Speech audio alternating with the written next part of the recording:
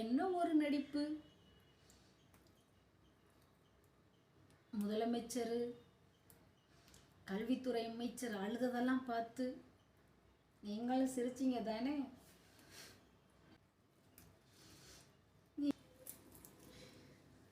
நேற்று நடந்ததெல்லாம் பார்த்து சிரிப்பு வருது.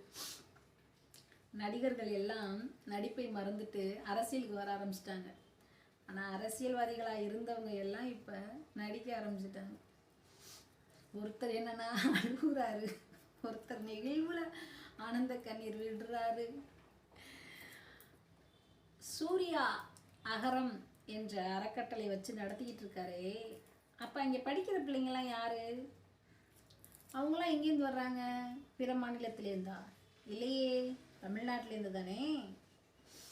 அவங்க செஞ்சா அது சாதனை, தமிழ்நாடு அரசு செஞ்சா அது கடமை. மக்களின் வரிப்பணத்தில் மக்களுக்கு செய்கின்ற சேவை.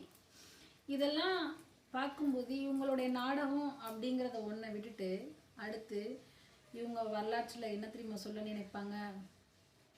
தமிழர்கள், உலகையாண்ட தமிழர்களுக்கு விஜயநகர வாரிசுகள் வந்துதான் தமிழையும் கல்வியையும் எல்லாருக்கும் கொடுத்தேன்னு சொல்ல போகிறாங்க.